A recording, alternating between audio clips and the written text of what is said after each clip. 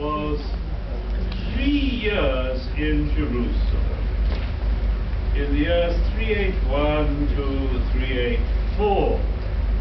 So she was there a little over 50 years after St. Helena first came to Jerusalem and began to develop the holy places. And she was in Jerusalem just before Jerome settled there. He came to Jerusalem in 385, 1 year after she had set off home. Now, we know very little about Egeria. Her travels survive only in a single manuscript, and the beginning and the end of this manuscript is missing. But a bishop who meets her in Edessa says that she is right from the other side of the earth. And in the course of her travels, she compares the color of the Red Sea with the color of the ocean, by which she clearly means the Atlantic Ocean. So she must have come from the west, either from the west coast of Gaul of France, or from the west coast of Spain, or from some other Roman province on the borders of the Atlantic. As she is a monastic, and she's written her account for her sisters back home, so that they can know what she's up to. So presumably this means the sisters of the monastery that she belongs to. Now, what makes this work extremely interesting is, first of all, that it is by a woman.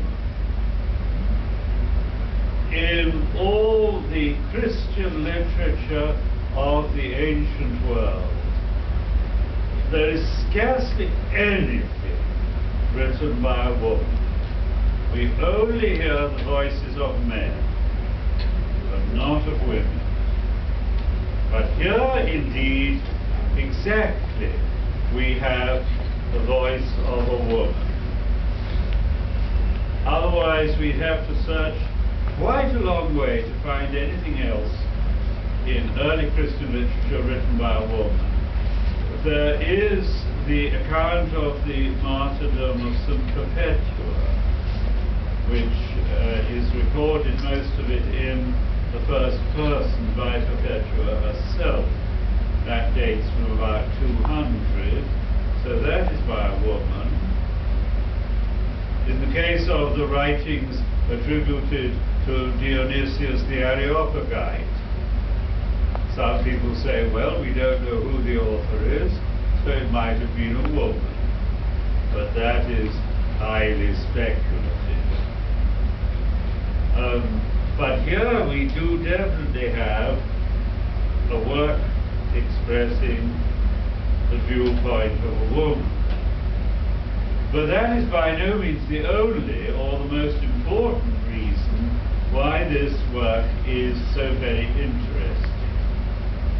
It is really the first detailed account that we have of a pilgrim to the holy places. There are earlier accounts by pilgrims dating from the 330s onwards, but most of them are very short and summary, merely a list of places. Egeria gives us a full description of the buildings and the different spots that she visited. She is, in the words of Bernard Berenson, a passionate sightseer. She is fascinated by everything.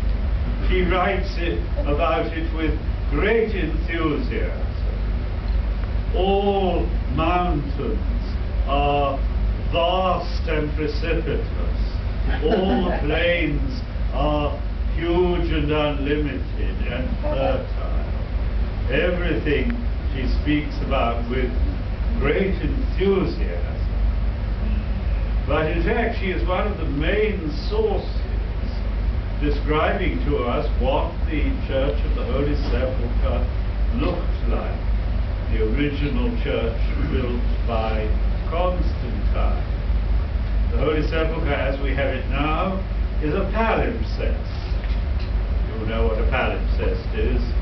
It's a manuscript that people have rubbed out what was there before and written something else.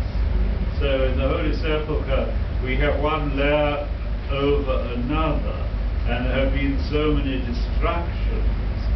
But Egeria tells us in quite a lot of detail what the Holy Sepulchre looked like, the original church built by Constantine. So she is a very important source for our knowledge of the architecture of the buildings of the early places, the holy places here. But that is not all. She is also an enthusiastic attender of church services. She never wants to miss a single service. And she tells us in great detail what went on in the different services. And so she's a vitally important source for our knowledge of the early Jerusalem liturgy. She is keenly interested as well in monasticism. She loves using the word holy, not only holy mountains and holy places, but holy men and women. She wants to meet living saints.